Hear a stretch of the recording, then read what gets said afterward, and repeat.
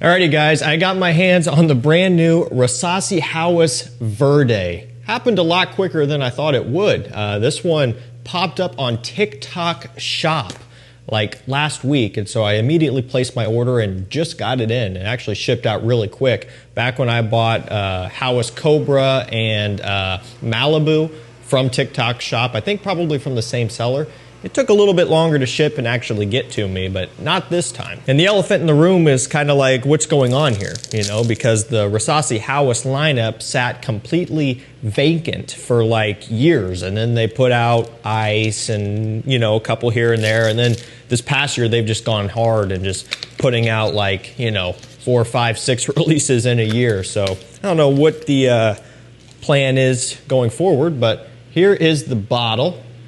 Really sharp looking. So you've got kind of like a slight yellow tint up top going down to more of a lime green looking gradient here. You can kind of see for yourself more so on the side. It's hard to capture some of this with all the lights and stuff. Gold cap, and I believe gold lettering on the front. And then, yep, just the Rasasi Hawas or Rasasi logo. Everything like that. Eau de parfum concentration. Sharp looking presentation. I've got no complaints here. So let's go ahead and spray this one on and we'll see what it's all about. All right. Okay. So this is a bright, vibrant, sharp, citrusy sour.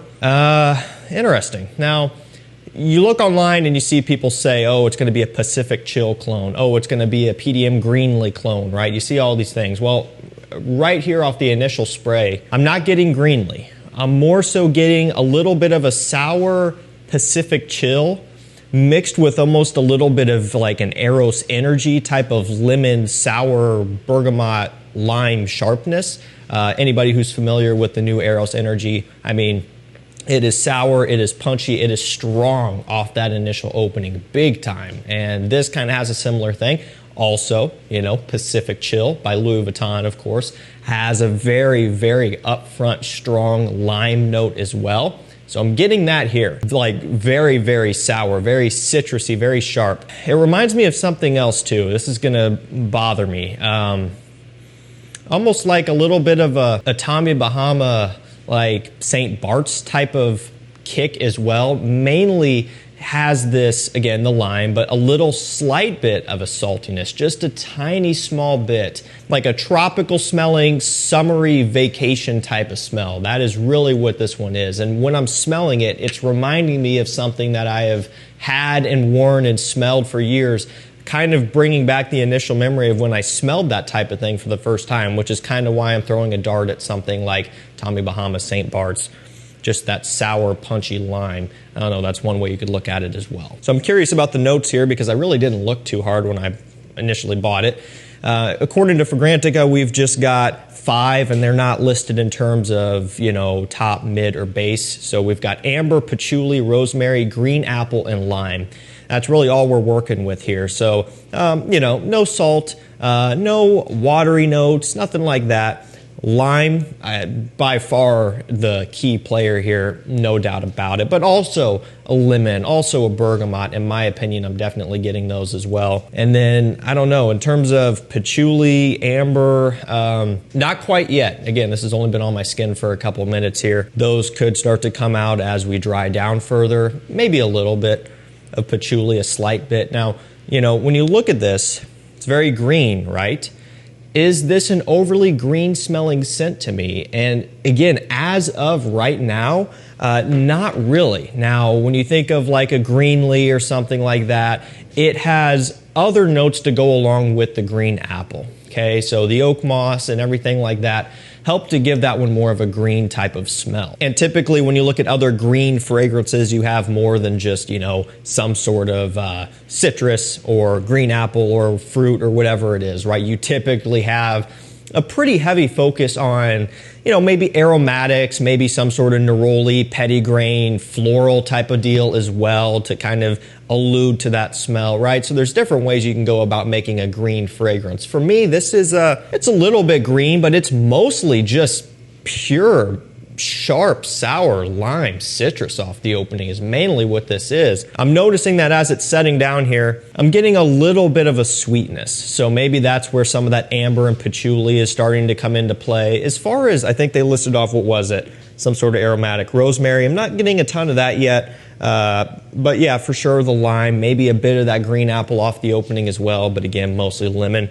It's still maintaining that sharp, sour, citric smell. And even, to me, still a little bit of that salty smell. So that's kind of where it's at right now. Again, maybe some of that patchouli, amber coming through, and that's where a little bit of that sweetness is coming, but that's where it sits for me right now. I think this is kind of, at least for me, another example of maybe more of like a swing in the dark type of clone. Not one where it's super accurate and very narrowed down, but it's more so just taking a broad sweep at a lot of other fragrances kind of all at once. So like I already said, you know, a little bit of Pacific chill. It's not completely spot on to that. A little bit of like an Eros Energy type of smell. Crazy. This lacks the Aventus part of Eros Energy, but it has that exact same type of lemon lime opening and that sour punchiness. Maybe a little bit of this St. Bart's type of vibe from some of that saltiness that I get out of this one as well. Another way you can look at it. Greenly, to me, that one's going to be a bit of a stretch. A little bit of green apple here, but no oak moss, and just not as much to really get us in that ballpark. At least not for me. And when you look at Fragrantica, again, this is brand new, so there's not a lot of data. I mean, right now, in terms of what this smells like, we've got Hawas Atlantis, which I have not tried. I haven't been able to really find that one yet. We have Hawas Tropical is in second place, which is obviously a Paradise Garden clone. This smells absolutely nothing like Paradise Garden. No coconut, no pineapple, tonka, nothing. Okay, very, very different.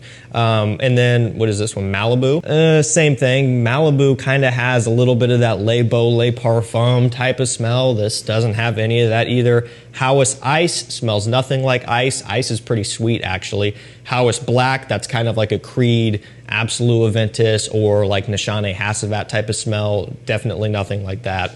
And then, Hawas Elixir, which also have not tried yet, can't seem to find it. Hawas Fire, doesn't smell anything like that. Hawas Cobra, one of my favorite new Hawas flankers, smells a lot like Louis Vuitton Imagination, but doesn't have much in common with this type of smell, the Pacific Chill, lime-based style scent here.